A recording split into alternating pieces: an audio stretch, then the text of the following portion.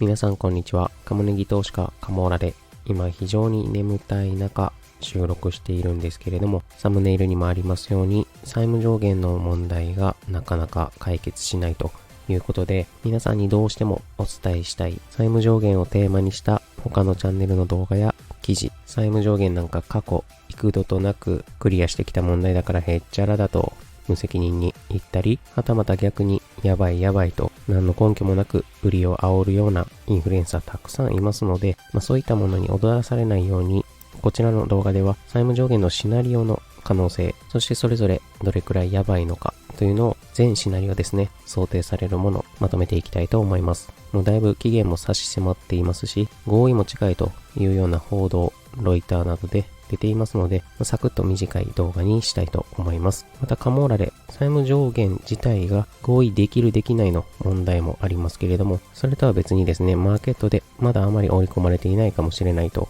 考えている債務上限引き上げ後の注目すべきポイントというのもご紹介しますので、今回もよろしければ最後までお付き合いください。ということで、こちらのチャンネルではいつも2つか3つほどテーマに分けながらお話ししていますけれども、今回は債務上限の問題を手短にお話しするということなので、タイムスケジュール、そしてそれぞれの債務上限問題が今後辿っていきそうなシナリオというのを全体像をご覧いただいて、順番にブレイクダウン深掘りしていきたいと思います。まずは5月、ほとんどもう残っていませんけれども、一般的によく言われているのが6月の1日が期限だということ、そしてだいたい6割ぐらいの可能性で盛り込まれているのが期限前の合意。ただしこれは6月1日の期限という話ではありません。先ほど申し上げたように、巷で6月1日と言われているのは、財務省がですね、6月の上旬に枯渇しそうだというのをもとにですね、具体的な日付を提示されていない中で、6月の上旬と言っているぐらいですので、一番安全である6月1日、最も保守的な日付を持ってきているだけなんですね。一旦はこの6月1日というのをめどに、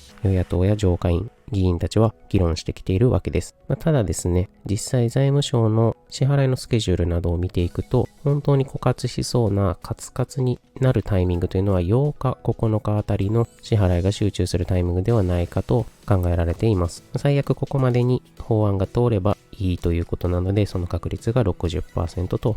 いうことですね。そして法案が通ればいいということなので、合意するにはその数日前というのが必要です。さて、期限前に法案が成立する可能性が6割ということは、残りの4割は期限を超過してしまうのかという話ですけれども、35% が合意できない、法案が成立しないというようなシナリオ。実はですね、8日9日の一番枯渇しそうなタイミングというのを乗り切れば、15日には税収なども含めてお金が入ってくるタイミング、そもそも従来ですね、6月に債務上限を迎えるというような事象自体があまり起きてなかったというのは、そんなに支払いが集中してなかったということなんですね。ただ今回は8日9日から15日までの約1週間、ここが一番危ういですよというお話になりました。このスパンの短さというのもシナリオ展開の鍵の一つになりますので、頭の片隅に置いていただければと思います。では、あと残りの 5% は何なんだということなんですけれども、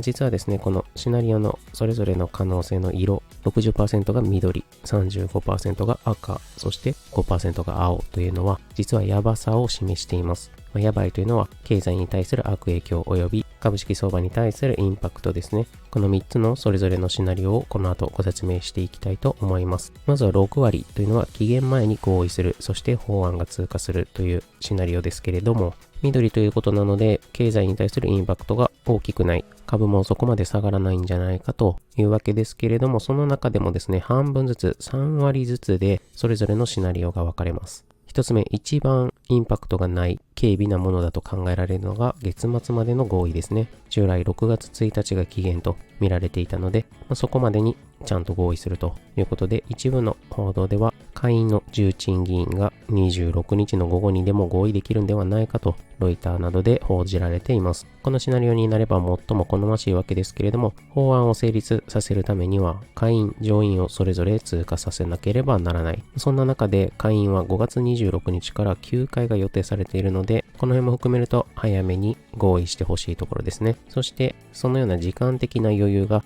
しっかりと取られた中での合意ではなく、もう片方ですね、土壇場での合意。通常のプロセスで法案が下院を通過するためには4日必要ということなので、もうすでにですね、上のシナリオ、月末までの合意という話では結構ギリギリに差し迫っている。だいぶ残された日数少なくなっているんですけれども、さらに土壇場での合意、つまり法案を通すのに通常のプロセスよりも早める巻きで通してしまってギリギリで上限を回避する。実際に2011年の引き上げの時には期限の2日前に合意して、通常だと下院上院両方通すのに1週間ほどかかるものを2日で法案が成立しました。この場合でも時間的な猶予はないにしても合意には至ってますので、債務上限の引き上げができないよりははるかにマシなシナリオと言えるでしょう。さて続きまして 35% 程度の確率。これは赤ということなので、期限までに合意できない。この場合の経済あるいは株式相場へのインパクトというのは甚大なものになると考えられるわけですが、この中では3つのシナリオが分かれていきます。20%、10%、5% ということで、確率と言っていますけれども、実際にそのシナリオを取ることができるのかという実現可能性の話。1つ目 20%、短期的に延長する。合意には至らなくても議論を継続したいという意思があれば短期的な延長というのは可能です。実際バイデン大統領をはじめ与党側はですね、債務上限を支出の削減と抱き合わせで合意することを当初難色示していたわけですけれども、徐々に態度を軟化させているわけですね。ただ合意に至るまでの軟化を見せなかった時に継続協議、そういった可能性を示しているシナリオとなります。そして真ん中 10% の可能性は財務省が債務上限を無視する。無視というのは何なのか、そんなことできるのかという話ですけれども、先週ですね、一時取り沙汰されていたような合衆国憲法修正第14条などを含めた法の拡大解釈ですね。具体的には債務について最終的な権限があるのは財務省なのか、はたまた大統領なのか、議会なのか、もう皆さんご存知と思いますけれども、法案を通さなければいけないと再三申し上げているように、この債務に関する権限があるのは議会となっています。ただその法律を拡大解釈して権限を議会ではなく大統領に与える、そういった方法で債務上限をないものとするというシナリオですね。実際バイデン大統領がこれに着手し始めたなどと報じられたこともありましたけれども、法の拡大解釈というのは、やろうとするとですね、別の法律に抵触したりするので、なかなか確率としては厳しいものだと捉えられます。そして最後 5% というのは財務省が大半の支払いを先送りするというシナリオ。先ほども申し上げたように、8日から9日に支払いが集中している。例えば8日に支払いをしなければいけないものを9日に1日ずらす。そして9日に支払いをしなければいけないものを13日、休日明けですね。1営業日、2営業日と案件ごとに少しずつ先送りをして、15日税収などのキャッシュインが来るのを待つ。耐えしのぐというシナリオですね。これはもうはっきり言って選択的デフォルトと近いようなものですので、ただこの問題に関しては、支払いの優先順位は何なんだという話になってくるわけです。債権の償還を優先するのか、社会保障を優先するのか、そういった長方的な解釈。これは真ん中の 10% のシナリオと同じような問題がありますけれども、今度こちらでは修正第5条などが引っかかってくるということで、こちらもなかなかシナリオとしては確率低いものとなります。ということで、期限までに合意できないというシナリオだと、かなり経済やマーケットにインパクトが生じると考えられますが、一番上の 20% の短期的な延長をする場合、これは継続的な議論が期待できるので、この中ではまだ相対的に軽微なインパクト、そして下の2つ、この2つのシナリオを大きくくくりますと、議会がもう何もしなくなるということですね。財務省にもうこの後の責任をなすりつける、もうほぼデフォルトと言えるような状況です。この2つのシナリオ、上限の期限以降、議会がもう何もしないといったような姿勢になった場合は、最悪のインパクトが生じると考えられます。さて最後に 5%、綺麗な色をしていますね。青ですね。5% なんでもうほぼありえないんですけれども、期限を修正する。一番冒頭タイムスケジュールのところで、財務省が6月上旬に枯渇しそうだと言っている話ですね。枯渇しそうだと言っているわけですけれども、本当に枯渇するのかという話です。実際、キャッシュが手元にどれくらい残されているのかというのが、はっきりとはわかりませんけれども、だいたい支払いスケジュールなどを推計していいくと、このレンジに入ってくる。そして0のラインが真ん中にありますけれども、バンドの下側ですね、最悪の場合だと0を割り込んでいる、つまり債務上限にタッチしてしまうお金が枯渇するということですが、中央値ご覧いただきますと、6月8日9日のところ、ギリギリ0を超えている。つまり、現状の債務上限でも、もしかしたらタッチしないんではないかということですね。そして財務省が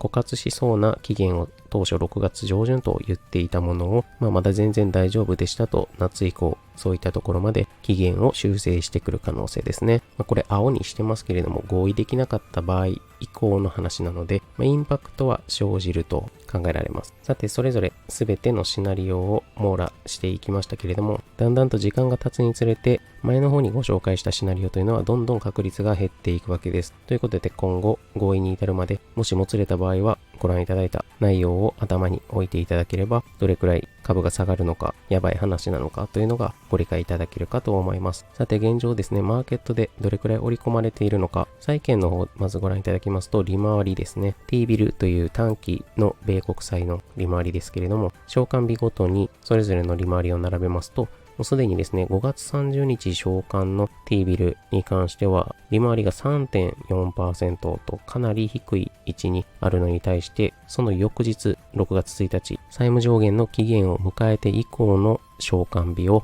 持つ T ビルの銘柄、このあたりですね。利回りが 5.2% から 5.4% と数日違うだけでこんなにも債券利回りが変わっている。当然ですね、債務上限が引き上げられなくて資金が枯渇した場合というのは国債の償還に充てるお金もなくなる可能性があるということなので、これはかなり合意ができない可能性というのを織り込んでいる状態かと思われます。で、株式市場はどうなんだというお話ですけれども、VIX 指数ですね、ご覧いただきますと、これまでですね、何度か債務上限の問題が生じてきた。そして0というところが期限とされている日ですけれども、だいたい VIX 指数は 10% 前後、毎回債務上限が取り沙汰されるタイミングで上がっていますね。そして期限の何日か前にオレンジのダイヤモンド、合意が形成されるタイミングというところで VIX 指数は反転して下がっていくわけですが、今回2023年赤のラインが5月中旬のところで更新となっていますので、直近ご覧いただきますと、